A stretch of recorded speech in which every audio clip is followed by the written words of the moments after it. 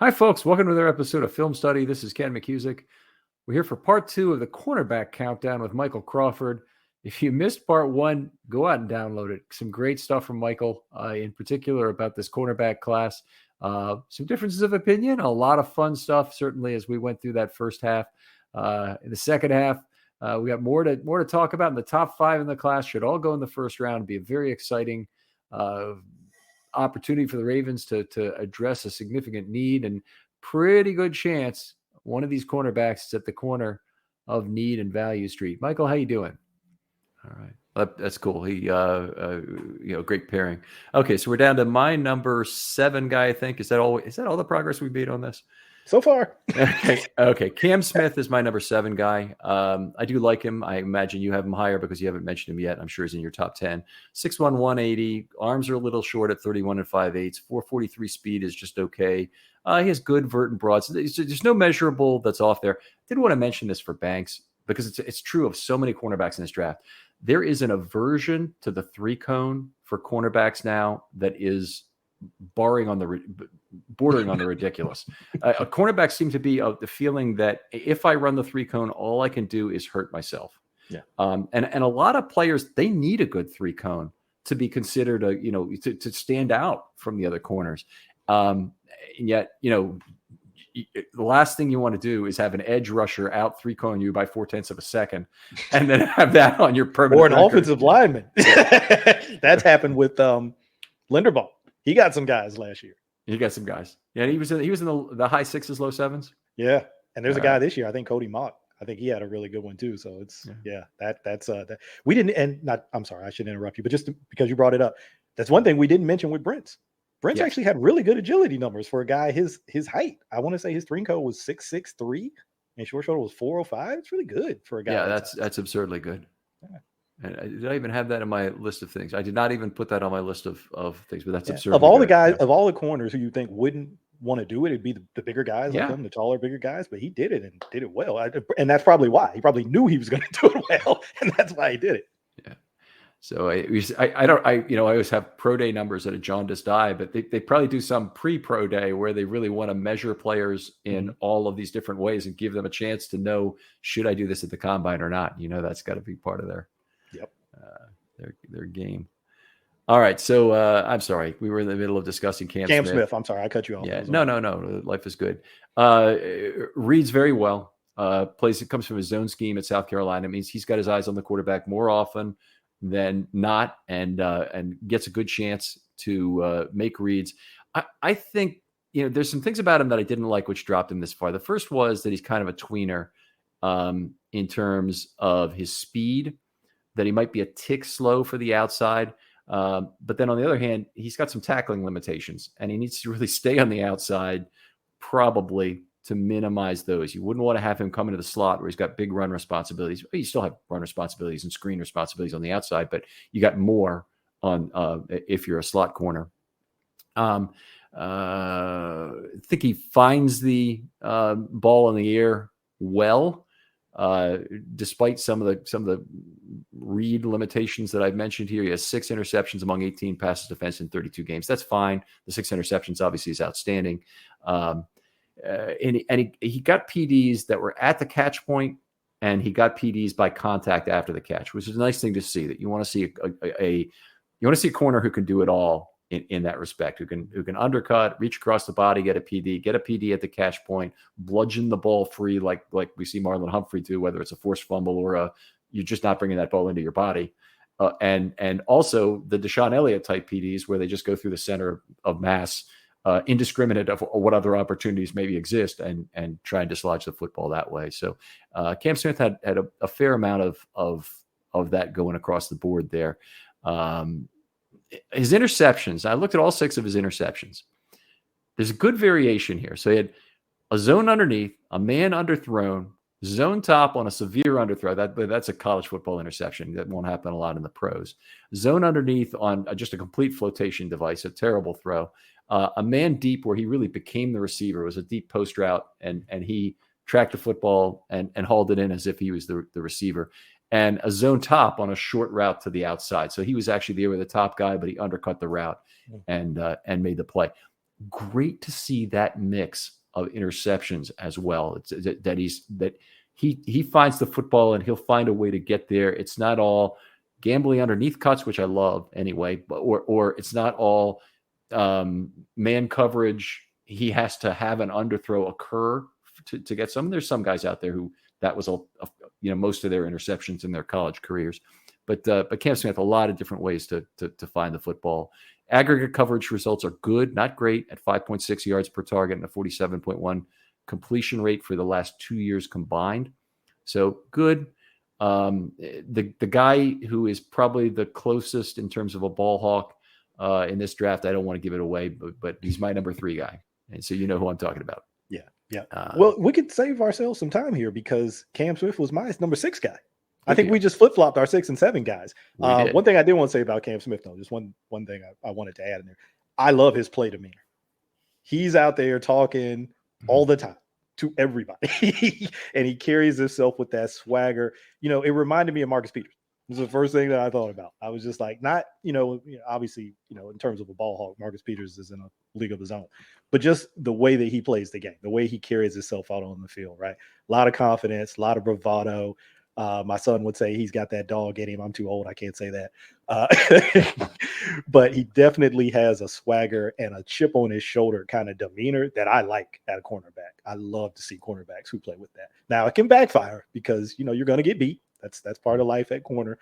And sometimes guys on the other side will give it just as much as you did, but that's okay. I love that. I love the guys who have that kind of demeanor out there because, you look at Marlon's not really that guy, right? He'll get excited and, he'll get fired up time to time, but he's kind of more like, I don't want to say like it's a negative thing, but it's like it's like a positive energy, right? It's like, yeah, we're making the play. Come on, guys, lock in, right? And Cam Smith is like, no, you piece of, it's a different kind of energy, but I like that energy. All right, we flip-flop again because the 6th guy for me is Deonte Banks. So we're to your number 5 guy. All right, my number 5 guy. So here's my guy that I said I might have a little higher. He might not even be on your list at this point. Keely Ringo from Georgia. Number 5 guy also. So you didn't beat me again. Look at that. We've done it again. We've done it again. Yeah. I'll have to admit. Okay, so 6'1", 207, 4.36 40. Obviously, he can run. Hands a little smaller. I think I had him at 8.5-inch hands, 31.25-inch arms. Not a great vert, 33.5, 10.02 broad. And then the shuttles, again, not probably what you'd like to see for in the agility. I mean, 4.26 short shuttle and 7.21 3-cone. I think he ended up doing those at his pro day. I don't think he did them at the combine. But I will admit, with him, I probably dug in with him the most because I was really trying to understand him.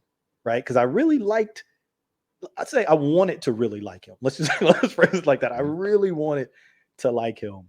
And I did like things about him. But there were just things where I'm like, man, this guy, he should make more plays. He's in position to make plays, gets himself out of position at times too. He's given up some long touchdowns too.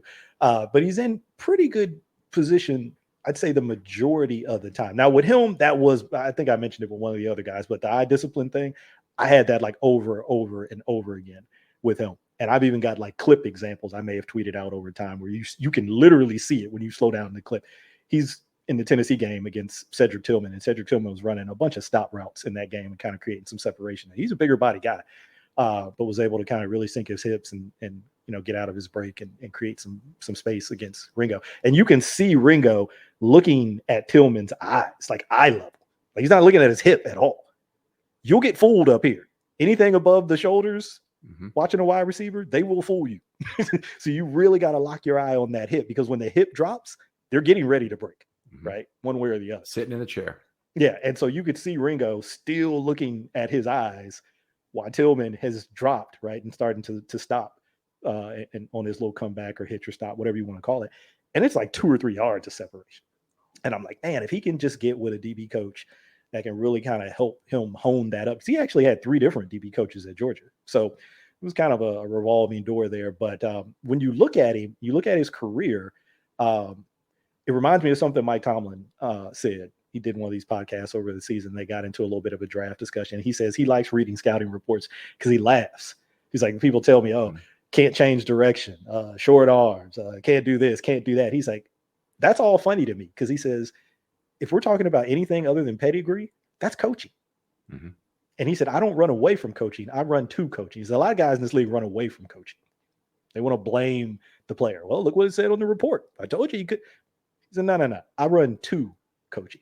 And when you look at Ringo's pedigree, state champion in high school, 2-time state champion in college, would have started as a true freshman at Georgia, but I think he had a shoulder injury. He actually got it in high school, and then they were doing like the off-season workouts at Georgia his freshman year, and he made it worse and he ended up getting surgery on it. He ended up sitting out his whole true freshman season, but then he started every game next 2 years, 21 and 22. So there's some big play stuff in there. I don't love that he allowed. There's some stiffness for sure when you look at his hips, and there's a little bit of tightness. I don't like to say stiff. There's a little bit of tightness in there, and he's a guy whose name has been floated around like, oh, maybe he's better at safety. So I've heard some of that. People talk about the instincts and the recognition. They're not great. Doesn't do a good job tracking the ball and locating the ball all the time. Reminded me of a cornerback the Ravens had here a long time ago coming out of Colorado who initially had a little issue locating the ball. Yep. And when you go and you look back at their athletic profiles, just the measurables and the testing, look at Jimmy Smith's numbers and look at Marlon Humphrey's numbers and then look at Keely Ringo's numbers. Other than the agilities, they're very similar. Yeah. I think the Ravens definitely have that type in terms of bigger body. I mean, they talked about it right yesterday at the conference, right? He likes press man, Harbs likes press man, big press man corners. I think that's what Ringo can be. Well, there's definitely some way to go in terms of development to get there. So much great stuff in what you just said. So much great stuff. I love the comments about Tomlin and the running to coaching. And that's kind of what I looked at a lot of all positions, frankly, is where's the untapped talent there? Because if, we know what they did on the field, and we're not just going to judge everybody by yards per target, although that can be a baseline for the thing, or, what their college results were, and even modifying that for who they played. That's not enough. You've got to be able to look at what you can see and at the measurables and the other factors you have and say, could he improve in an area, here and be a better player than was? There's a lot of things I really like about who Keely Ringo is right now. And the first is that he denies space. And you mentioned Jimmy Smith and you mentioned Marlon Humphrey, and they are space deniers. Yeah. Like Taylor is the other classic one from, the AFC North for many years. Boundary cornerback, and at 6'2", 207, he ought to be that guy. Remember the game clinching pick 6 against Alabama? He does not seem to have a favorite shoulder. He can play left corner and right corner, had a good number of passes defensed on both sides. The interesting thing about making more plays, I mean, he got beat some. So I'm not saying that wasn't an issue that you want to be carefully watched. Had 15 passes defense and 4 interceptions in 29 games. I don't think that's terrible. And one of the things I really love about Ringo relative to some of the other bigger names in this class is he won't turn 21 until 6/27. He's one of the youngest players in the entire freaking draft.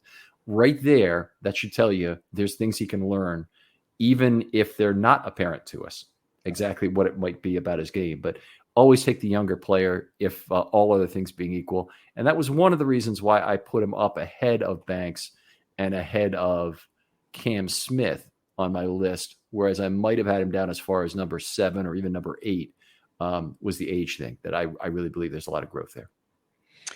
Yeah, I like him.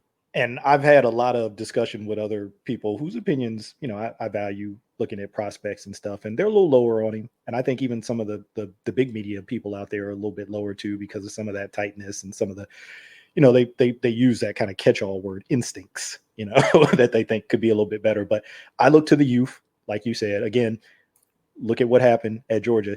He's played cornerback for 2 years, essentially, at Georgia, right? Because he missed his true freshman year. Even in high school, I think he initially, when he was at Saguaro, they've had some NFL guys come out of Saguaro. I can never say it right. Saguaro in Arizona. DJ Foster, Christian Kirk, Byron Murphy. He initially transferred. I think he's from Washington State, so he transferred to a school in Arizona, and he thought he was going to be a running back. He played running back. He played a little bit of DB too, but I think he played running back, and he'd been a track guy too. But then he gets there, and their head coach, Jason Mons, who's won a bunch of high school titles, he actually just went to Arizona State and got a job on that staff. Said, no, this guy's a DB. And so he was learning the position there too. So he's one of those guys who, you look at his age and you identified the youth there, but just his youth at the position. This hasn't played the position a ton. So I think that there's something there as well in terms of development. And then, you know me, I like to have these little personal notes.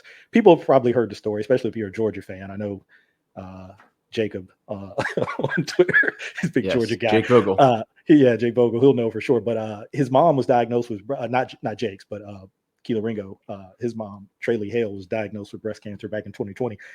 She's beat it. She's been in full remission since then, but they had a big online fundraising effort. I think they got up like $50,000, and he actually took some of his NIL money and donated it to that. So I think just everything you read about him, you know, the personal stuff, just seems like a really good guy, really got his head on straight.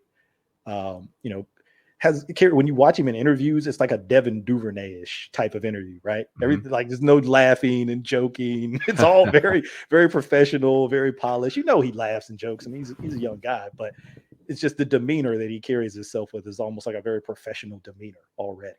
So all of that was very appealing to me. So there we go. We had another tie there at 5.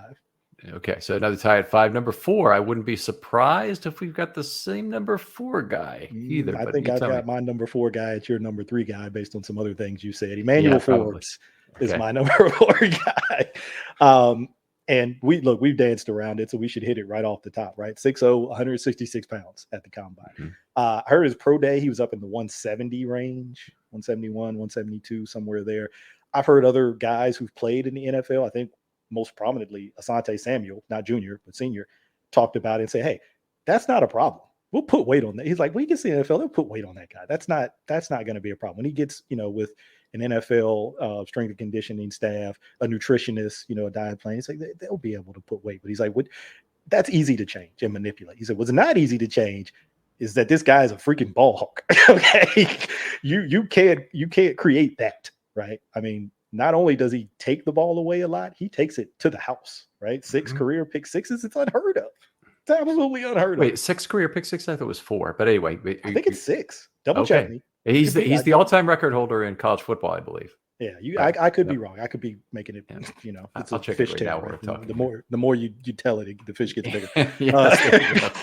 You're probably right. It's probably 4. But everything else, other than having that really kind of slender build, you know, 8.5-inch hands, okay, 32-inch arms, you like that, 4.35, 40.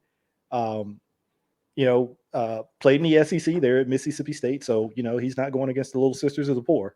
He's seeing, you know, all of those guys who were at Alabama. He got a chance to see all of those guys. Devontae Smith, you know, all those dudes. By the way, you're absolutely right. It was 6 pick sixes. It's ridiculous. Mind blowing. Yes. It's absolutely unheard of. I mean, to have 1 or 2 or 3 in your career is like, all right, that's impressive. But 6 of these things, and the thing, and I know you probably are aware of this because you chart, you know, the interceptions and kind of how they happen. His ball awareness, obviously, he has tremendous ball skills. I mean, you don't take the ball away as much as he does if you don't. But his ability, it's just like anytime the ball is near him, the ability to react to the ball and catch it. I mean, he's taking it away against, you know, just wide receivers running routes. He's catching it off of caroms, off of ricochets. There's a whole bunch of variation. And if he's tipping, sometimes he'll tip it to himself. He'll tip it to another teammate. His just ability to react to the ball and not only affect it by deflecting or whatever, but to secure it. It's like he's moving in slow motion. Like it just slows down around him, and he's able to locate the ball and secure it, and then obviously do something with it. So I think he's a guy who, despite the slender build, showed me that he was a willing tackler. You know, he'd come up on screens and that kind of thing, or short routes, and, you know, stick his face in the fan and get guys on the ground. I think that he's just sometimes with guys like that who are like really, you know, ball hawks, you think about them as gamblers, right? And it's like high risk, high reward kind of thing. Yeah, they take the ball away, but they give up a bunch of plays and they're going to get beat their fair share of times. I don't know those numbers. You probably do because you look at that thing. But just watching the tape, I was like, I didn't come away thinking like, okay, this is a guy who just gets dusted because he's a gambler. You know what I mean? I didn't see that. There were certainly times he got beat. Not saying that didn't happen, but he looked like a guy who had those really, really good ball skills, but also was a pretty solid cover corner too. So I liked him all around. I mean, other than the slender build, I don't know that there's a whole lot you could ding him on. So my number 3 guy overall, I absolutely love him, and I think he could be right there at 22 if he's not taken before, and be need and value would be lining up, and frankly, I think he's the closest thing to Marcus Peters there is in the draft in terms of a player who understands how to gamble. And here's the incredible thing: he had 20 passes defensed in college. 14 of those were picks. It's ridiculous. 14 out of 20 converted for picks. It's just absurd. And even looking back at Ed Reed's career, Ed Reed was a streaky player, obviously had tons of interceptions, but he had a fair number of drops too. Ed Reed just got himself in position for so many plays. It was ridiculous. People would complain once in a while when he dropped one, he dropped that. Get yourself in position for as many picks as Ed Reed did. And sure, he's going to have some drops too. In Forbes' case, his conversion rate is just otherworldly. He did have some missed tackle issues. 8 missed tackles this last season is a problem. But on the other hand, I saw the same thing you did, that even at the lighter weight, and I think he played at a weight higher than this. I think he actually lost weight for the combine in order to try and run better. Yeah. And run and jump too, for that matter. But I think that was what was behind that. So I don't think the 166 is real. I think he's in the 170s. And they'd probably like him to be 180. And then the problem really becomes, can he really replicate that 4.35 speed anymore? But his reads, I mean, he just plays so much faster than his speed anyway on tape. He understands where the ball is going. A lot of times he doesn't have to look at the quarterback, which is something you'll notice occasionally. Gonzalez had an interception like that as well. But, Forbes is reading the ball off the receiver, which is that's an amazing talent. But he's a back end cover 3 zone corner, can give you tremendous value there. You have his tackling becomes less of an issue on the back end of cover 3. It's not that he'll have some intermediate routes. He has to get somebody on the ground, but it won't be a running back and it won't be a tight end as often, probably, when he's on the back end of cover 3. Lots of interception opportunities.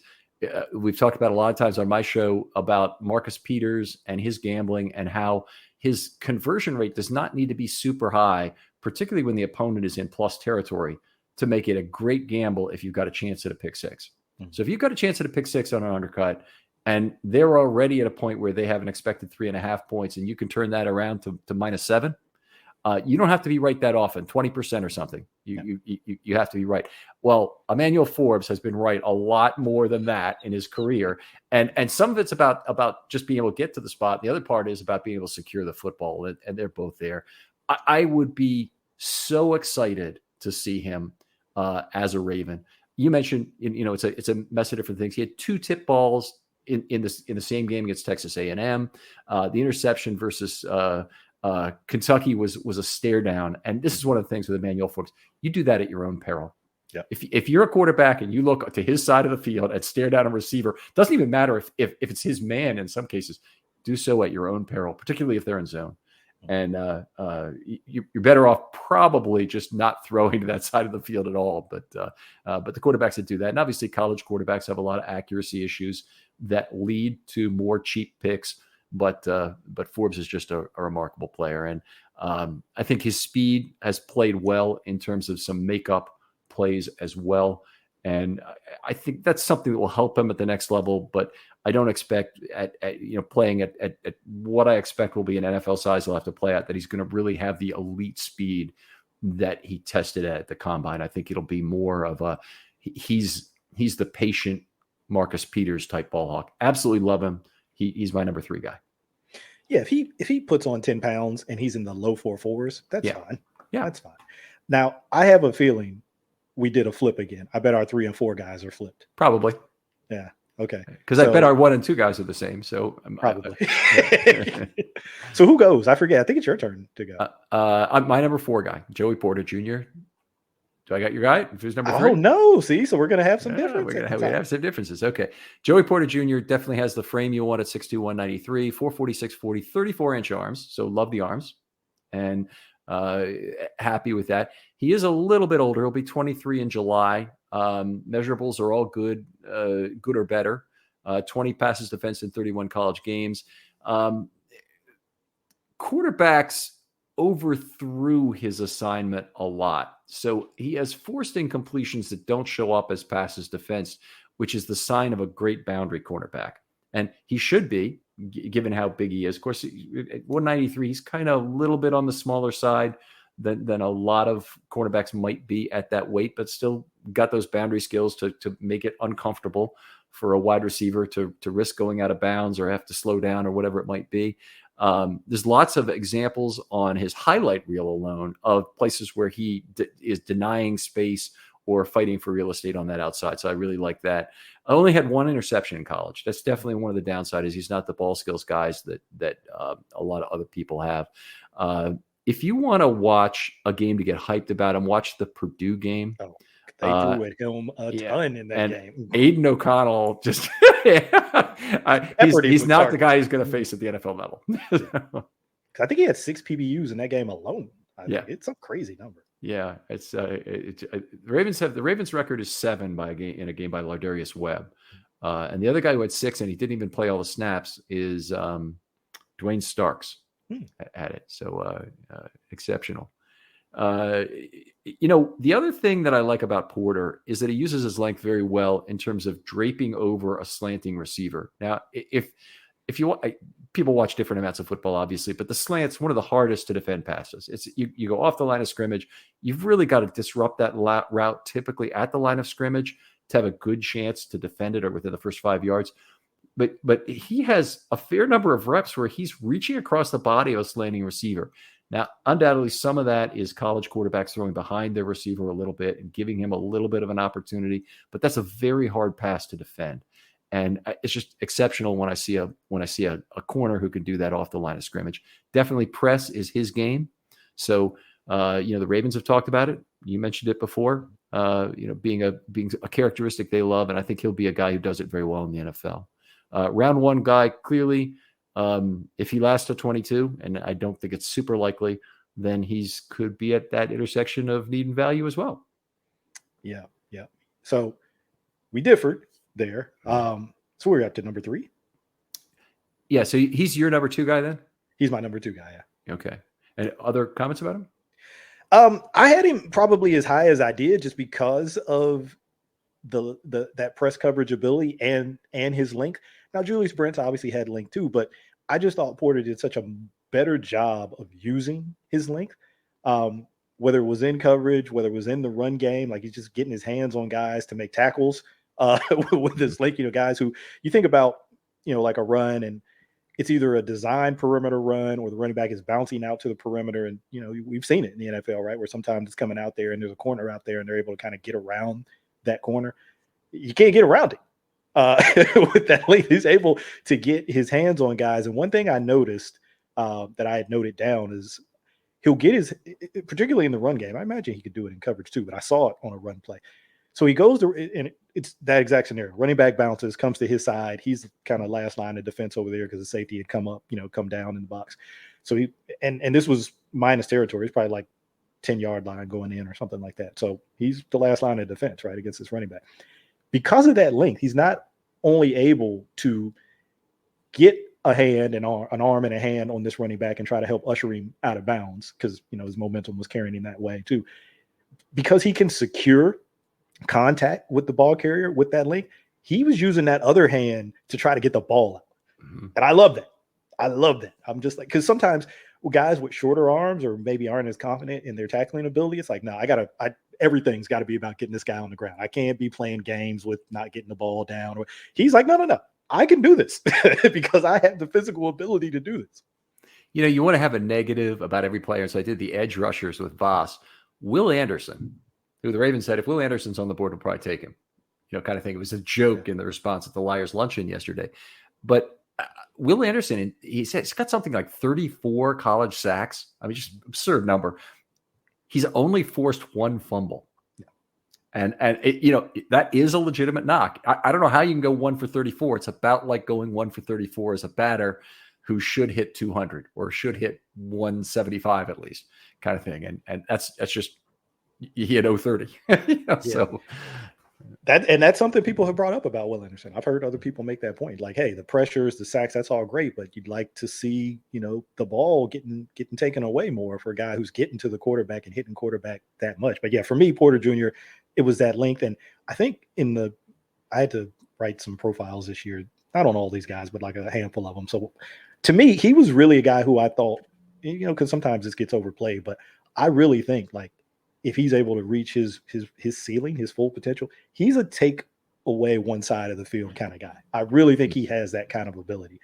If everything comes together, there's a lot of things that have to happen there. But you think about the Ravens division, and you think about the guys, right? Chase, Higgins with the Bengals, Pickens, Deontay Johnson with the Steelers. Johnson might give him a little bit more trouble, but sometimes those press guys, they can mitigate that by just getting their hands on.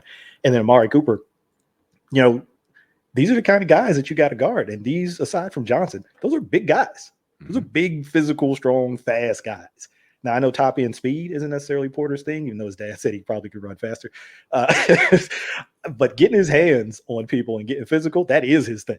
And so I love that kind of matchup with those kinds of guys. I mean, we see it with Marlon. That's Marlon's thing. Now, Marlon probably a little bit faster top end wise than Joey Porter, but Marlon's game is definitely about being physical and getting his hands on guys. So having those two guys with the receivers that they have to face in the North, I was like, man, that would be very intriguing. I mean, anybody towards the top of this board, we're going to you can't go wrong with. It's a great corner group.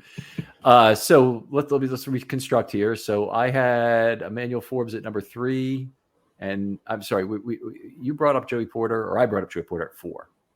Yeah. So my 3 was Devin Witherspoon, who's probably your 2. He's my number 1. He's 1. Okay, you have him even over Gonzalez. I have him over Gonzalez. Okay. So go ahead and talk about Devin Witherspoon. All right. So I mentioned the word earlier. You hear it a lot in the scouting terms, right? And instincts. It's the most instinctive dude, I think, in this group. I mean, he sees it, he goes and gets it. You talk about solving your problems with aggression. This is an aggressive dude. And he's not a huge guy. What was he, 5'11", 181? 31 and a quarter inch arms, a little over 8-inch hands. I think he just ran at his 4 day I wasn't the pro day. He had like his own pro day basically because of his recovery from an injury. And I want to say it was 4.42 was the best time. 4.45, 4.46 was out there. So, that was the question, right? That people had when you watch his game. You see him do everything, like literally does everything. There's nothing you're like, okay, this guy can't do a corner. He does it all. Speed was the thing, right? People wanted to see, top end, long speed. Obviously, 4.42 shows that he can do that. But yeah, I didn't know what else to write. I mean, I just kept writing instinctive, aggressive. I'm just like, this guy just does it all.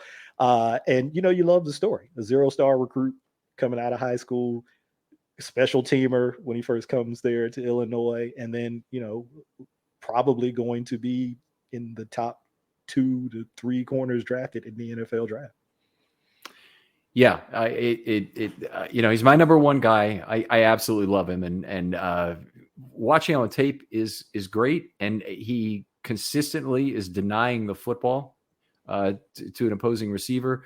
Has a lot of the characteristics of Marcus Peters. Again, using Marcus Peters' name is like using somebody's name in vain. But it definitely is a player who has a lot of that same find the ball skill. Marcus Peters is a little bit of a super gambler. I wouldn't put Witherspoon in that class. That's really Forbes' game. But Witherspoon has the ability to find the football, stay in man coverage as he needs to. I thought he did a really good job downhill at attacking players. He's got some prodigious hits on tape. I mean, that destroys people. They really look like the kind of thing he'll need to clean up in the NFL. And this is another Marcus Peters like thing, which is not good, is he has a weakness as a tackler. He doesn't really want to use his arms because he wants to make a super hit.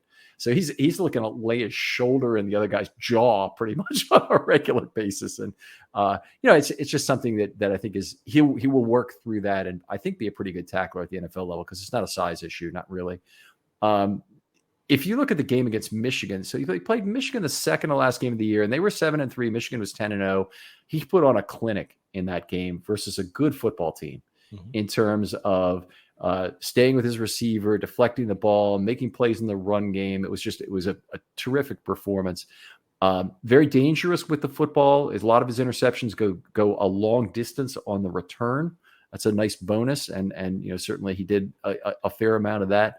What was interesting about him, he did not test at the combine in any way, and I don't know if there might have been some injury involved, other than but I'm not aware of it. Oh yeah, no, there's an injury. Oh, there was an injury. Yeah. Okay. I had to go ahead and look up what the specific thing was, but yeah, that's why he waited so late to have this pro day and run, because he was getting back from something. I can't remember exactly what it was.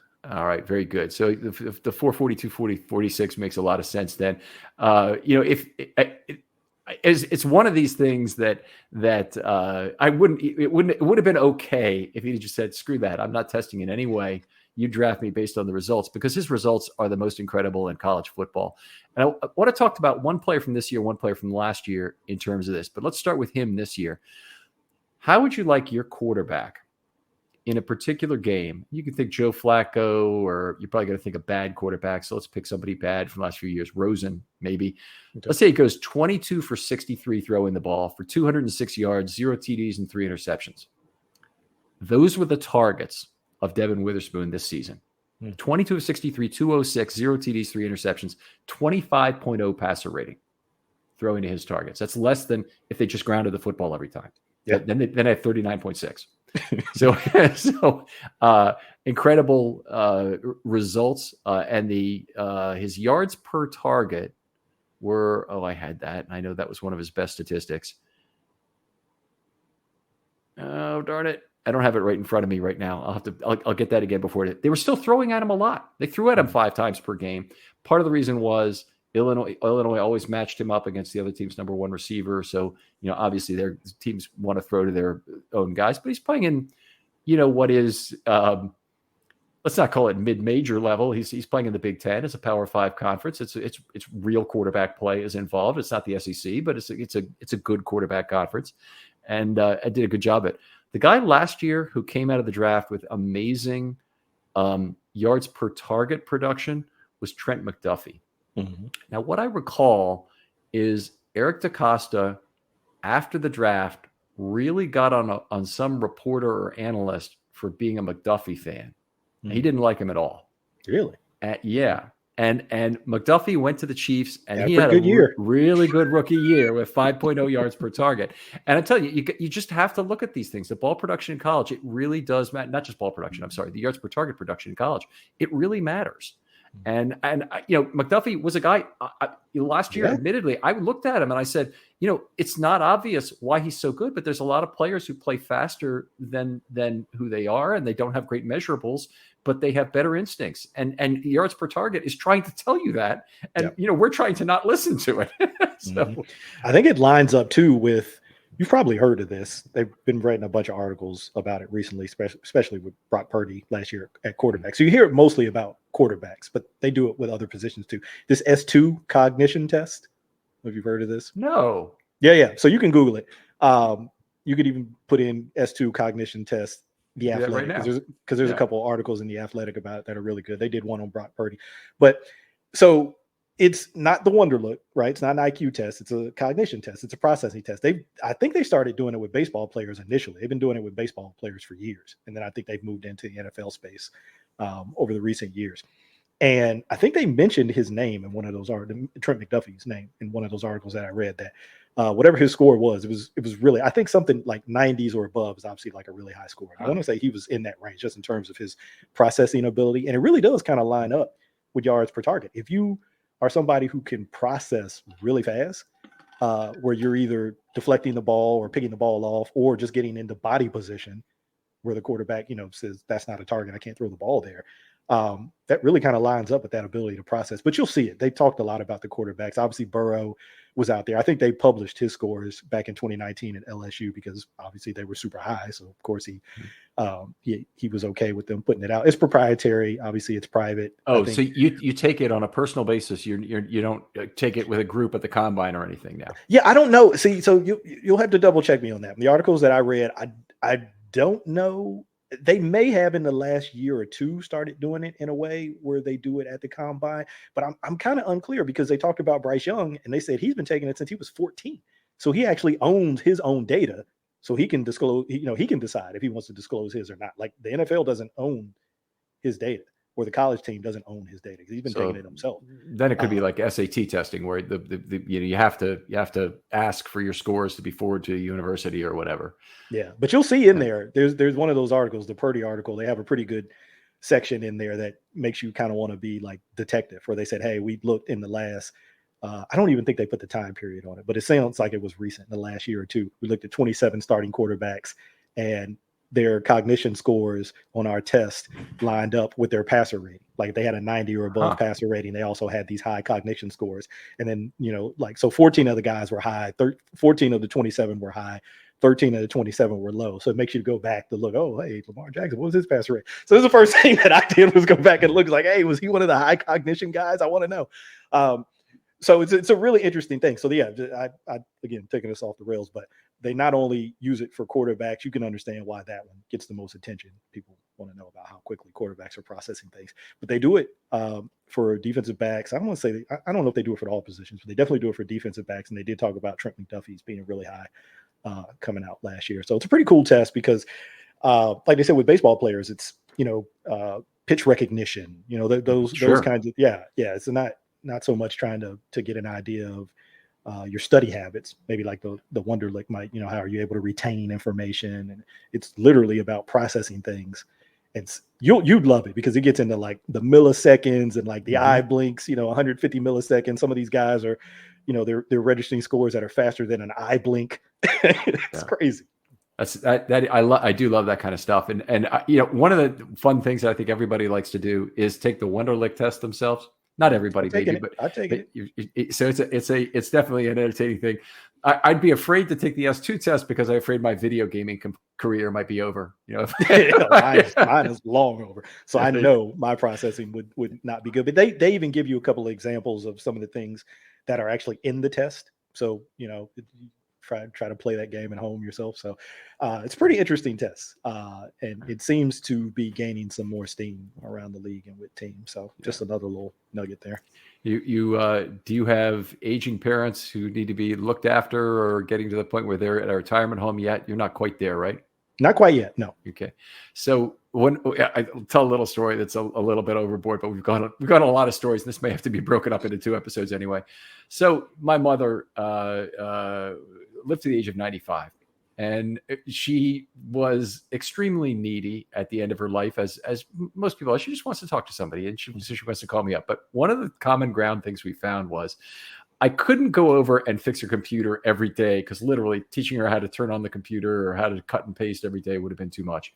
But what I could do was have one of the screens in my office here, and I got 5 screens right here, set to play her computer all the time. There's a big brother-ish aspect to this, but I just watch directly what she's doing on her computer.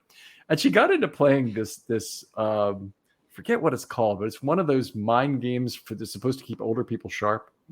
And one of them has this intoxicating train game where you have to move people around the station. And I would just like sit here and watch her play that game on her computer. It was a lot to watch, but it makes you want to play these games. They're not made for people our age, or they probably are made closer for people my age, because I'm about to be that age. But they're not made for people your age. Let's put it that way. Hey man, look, there's these things, you've probably heard them because you game a little bit more than me. But I forget what the title of the type of game that they are. But basically, the one that I've gotten into, it's a power washing game. You have a power washer, and you just power wash things. Yeah. There's no time limit on it. There's no score. You just power wash them. You just clean them. See, I've always looked at games like that, and there's fishing, and there's all these other games. I'm like, really? There's one where you simulate you're a truck driver. It's like, I've heard the game is very relaxing. I hate to drive. Maybe that's what they're called. Maybe they're called comfort games or cozy games. Something I can't remember, because my daughter told me about it. I'm looking at this thing and I'm like, why would somebody want to do this? This seems super boring. But I downloaded the game and I'm changing my nozzles. Hey, it is. I don't know how to explain it, man. They somehow score. What a good job! Power wash simulator. You earn money. You do earn money for different jobs. Depending on the size of the thing that you're cleaning. It could be a car. It could be a house. It could be a fence. It could be whatever. Solar panels. I've done all kinds of things. So we've been down some rabbit holes, Lifetime, in our shows. This is about as bad as a power washing game, though. This is the first. All right, my friend. Let's keep going. So let's see. Witherspoon was my number 1 guy. He was your number 3 guy, right? Yes. Okay, my number 3 guy was Forbes. So you're number 2 guy. Joey Porter. Joey Porter Jr. So we already said that. I think we only got one guy left to talk about. We only got one guy left to talk about. That's Christian Gonzalez. He's my number 2 guy, and I guess he's your number 1 guy. Why don't you go first, since he's your number 1 guy? Hey, look, in terms of everything but the size, I think right there, I think Devin Witherspoon is right there, right? Devin Witherspoon just doesn't have the same, physical dimensions as Christian Gonzalez. But because he had those physical dimensions, he's the Roy Hobbs for me in this group. He's the natural. Because you look at that size, you look at that athleticism. Even if you hadn't seen him play and you just saw the combine, right? And you see the athletic testing, and then you go back and watch him, it lines up. You see that same athleticism on tape. He is just a natural, easy mover at the cornerback position. Everything looks easy. Everything looks under control. He never looks panicked. I don't want to make it sound like there are no, negatives or no weaknesses, because obviously none of these guys are finished products. I'd like to see him be a little more physical consistently. I'd also like to see him, maybe kind of finish some more plays at times where I think it's like, hey, you could probably pick that ball off, right? You had an opportunity to go and drive and go get that ball instead of kind of just knocking it away or getting in the body position to deny the throw, which those are good too. They're negative plays for the offense. So there's certainly good things too, but it's just like, look, you've got this real high end athletic ability and size. I think you can make even more plays than you did make, right? And I want to say he had 3 or 4 picks this year. I don't know. 4. 3 touchdowns, allowed 4 picks. Yeah. So he made plays, but you just look at everything else, man. It's all there. I didn't write down his dimensions, but I know was he 6'1", 6'2"? Yeah, 6'2", 197, 438. Yeah. Played in 30 games in college between Colorado. He started at Colorado and transferred to Oregon, started all 30. So that's pretty good. Followed his DB coach at Colorado to Oregon, Dan Lanning, who got the head coaching job at Oregon, hired Demetrius Martin, I think was the quarterback. So he followed him over there. And you look at his background, again, you talk about pedigree. His dad was a basketball player, played college ball. His dad, 6'9". Both of his sisters ran track. He has 2 older sisters. They both ran track in college. They actually made the Colombian national team. And people may know his older sister, Melissa, because if you watch Hard Knocks with the Lions and that scene where they're in the room and they're watching the woman run in the Olympics, Melissa Gonzalez, that's his sister. So his sister is married to then Lions quarterback David Blau. So they had that scene where they all got in the film room and she's running and they're like cheering her on and he's losing his mind, cheering for his wife. That's Christian Gonzalez's older sister, one of his older sisters. So definitely got the athletic pedigree. I think you wanted for him, I think you wanted to see him kind of maybe test himself against another level of competition. Not that Colorado is bad. I mean, obviously they're a D1 program. They had some down years over the last few years there for sure. And so him getting a chance to go out there to Oregon and maybe see just maybe a little bit of an uptick in terms of the level of competition that he'd see at wide receiver. Not like going to the SEC by and large, but did play for a former SEC defensive coordinator, Dan Lanning, who got the head coaching job up there. So you got to see him play in that Georgia-style defense. And again, just really fluid, really easy mover, makes plays on the ball, sees it. One of the notes that I had is very little time between, or there appears to be, obviously I'm not measuring it, appears to be very little time between what he sees and how he's able to make his body react to what he sees, because it's like that. For a guy his size too. You see it sometimes in guys that are like 5'10", 5'11", in that 180-ish, 185-pound range. You're like, okay, yeah, you expect them to move like that. But for a guy his size to move like that, you're like, okay, that's pretty special. So that's why he's number 1 for me. Okay, I all the measurables I obviously love because they're the best in the class. But there were things that I didn't like, and eventually came down to one factor being the reason why I thought Witherspoon over Gonzalez, and it's yards per target.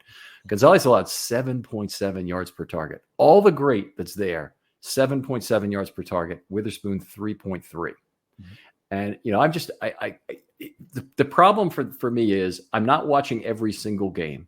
So what that means is I can't just watch highlights, because that's not enough. So you got to watch one game, and then you don't know if you're getting a representative game all the way through.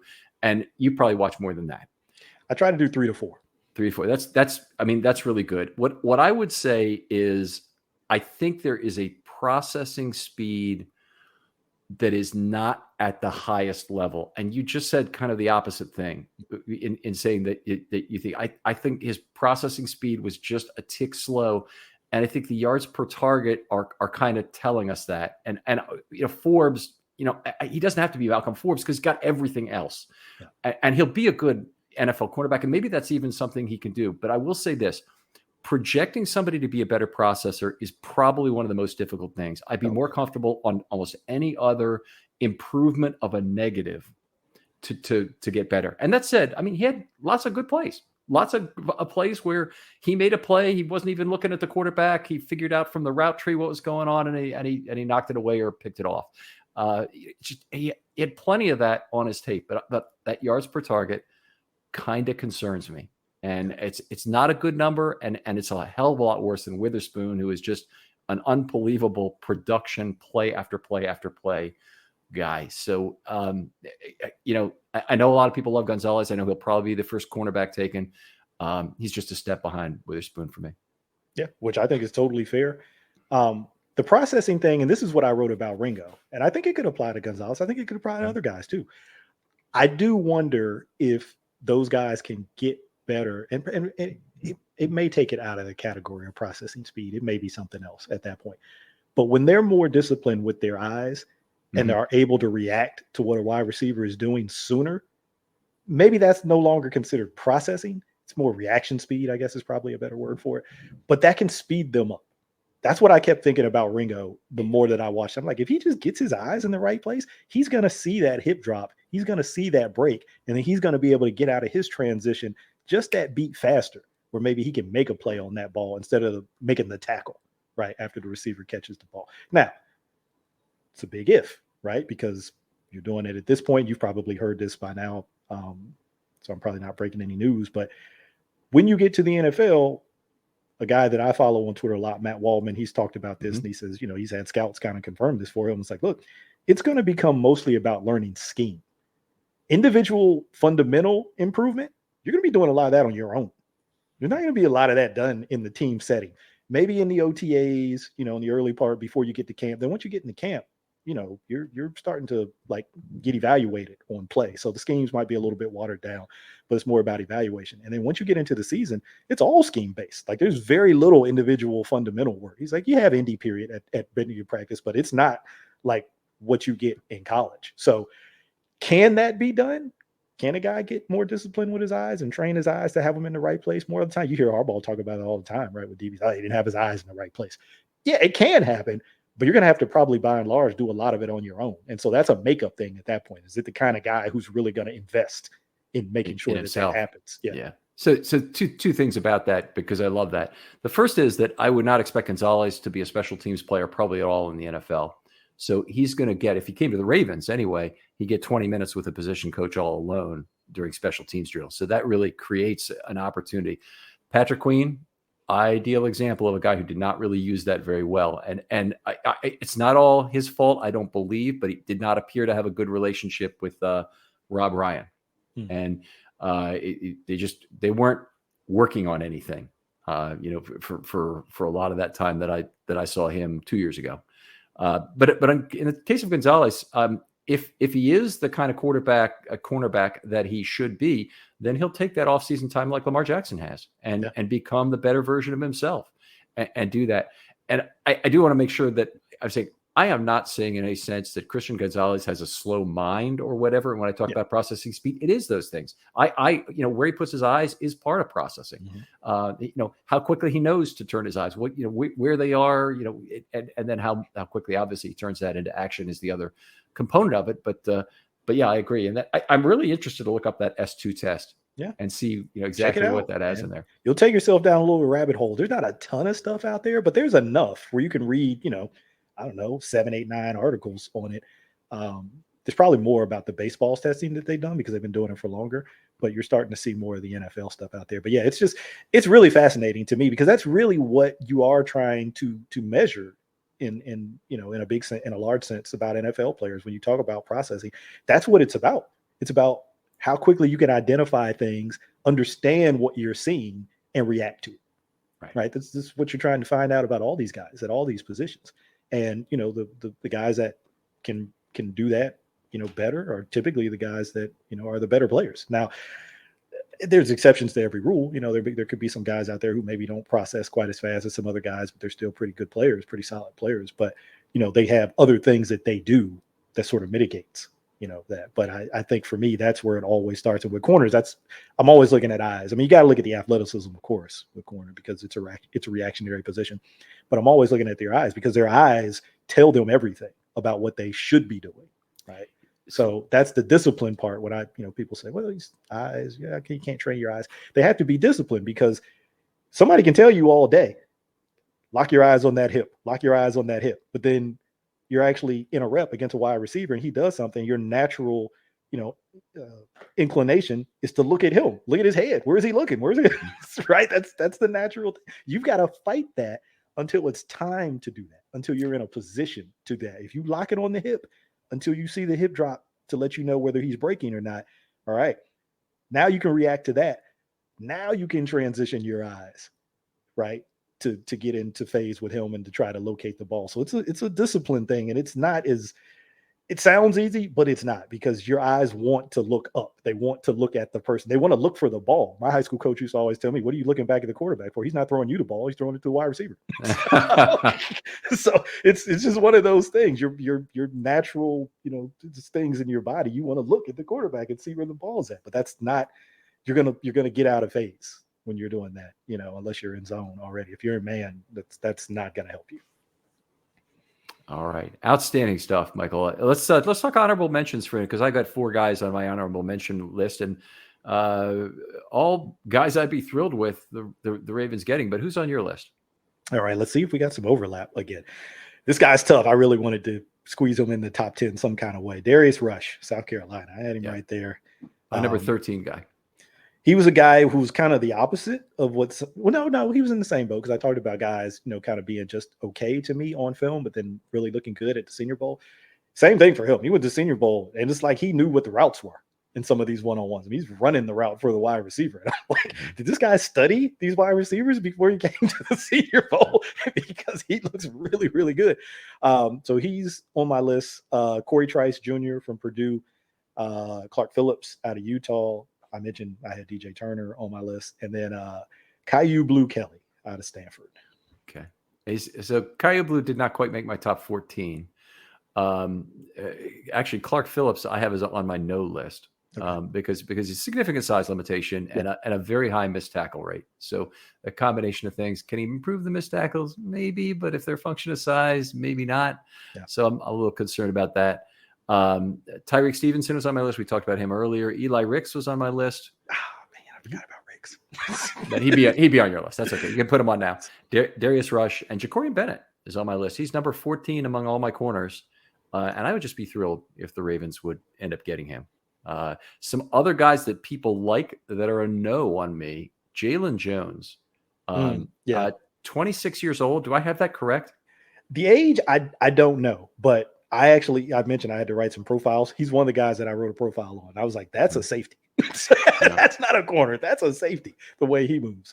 Well, he's probably not in anything if he's actually 26. And it's possible the age is wrong out there, but they show him as born in 1997, and he's got limited college experience. So I don't know what he's doing during those years, where his life took him during that time, but he's missing in action. So it could be wrong. Yeah, I want to do a quick check, because I did write him up, and I typically do try to write the age on guys. Well, so take it for what it's worth. PFF has him at 21. They got him March 4th, 2002. And then I may have to take back some of what I'm saying here. I don't think he'd still make the top 10, but an interesting. I've got Jalen Jones' birthday, and let me just get this right here. I've got October 14th, 1997. It's his picture. He's 25 as of right now, 26 on October 14th. Yeah. So that's interesting. I don't know where PFF gets their data from. Actually, his Wikipedia page has the exact same thing. born October 14th, 1997 in Allen, Texas. So unless somebody's going around screwing up Wikipedia pages, which is known to happen. That has happened before. Yeah. So somebody could actually, how it would happen is somebody would screw up the Wikipedia page just to burn him somehow. And then it shows up in another search where his birthday just comes up because that's probably the source of the age. So I think it's actually more likely to be an error than not, but it wouldn't have mattered for me whether he's 26 or 22, 23.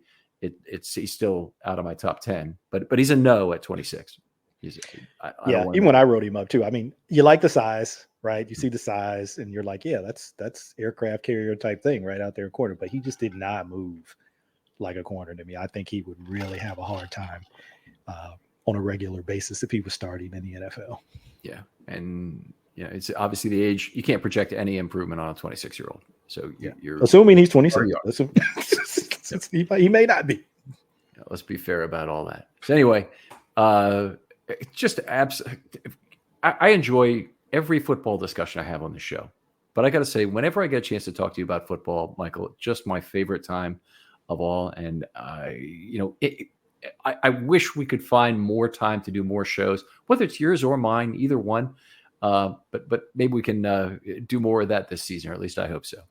Yeah, we've got a season coming up, so we'll have, at least 17 opportunities, hopefully more. Or is it 18? However many. I can never keep track now. 17 regular season. Yeah, so hopefully there are more. But yeah, I look forward to that too. It is always fun. We talk football. We talk about power washing. It's just a great time all around. Power wash simulator out there. Doing an ad folks, don't knock it till you try it. I'm telling you. Tell folks where they can find your writing and podcast online. So on Twitter, I'm at Abukari, Abukari. Still do 2 podcasts. Do the Deep Cover podcast with Chris Aguilera and Kerry Stevenson, and then do the Fire Zone with Denard Melton. So the Fire Zone is pretty much all defense. DCP is, I'd say we probably spend more time on offense, but we talk defense too, and we just cover the gamut on there too. A lot of life talk on DCP as well. So love getting together with those guys. Really consider those guys friends. I mean, a lot of times you meet people online and it's kind of just an online thing, but I've actually met them in person too. So that's been a pretty cool thing, just like you. So that's been a pretty cool part of this whole experience. Yeah. A lot of fun, obviously. I spent 8 years in semi-retirement so far, and it's the people I've met through podcasting have really been just great. I've enjoyed all the folks I've met, and you don't enjoy every single person you meet, but I enjoy most of the people I meet. It's a lot of fun to actually meet them for whatever, a football game or a baseball game even. But anyway, life is good. Other folks out there, if you'd like to be on a film study short and you want to talk, you can talk that one play. You can talk something about the draft or franchise building. I have some shows coming up on 2 players at a time that I'll do. And Michael, I'm going to try and recruit you for one of those, including all of your podcast mates to do at least one of those shows. Okay. And looking forward to that. But hit me up with a DM on Twitter. They're always open if you're out there and you'd like to be on. Michael, thanks again for coming on. Thanks for having me, Ken. It was a blast. And we'll talk to you next time on Film Study.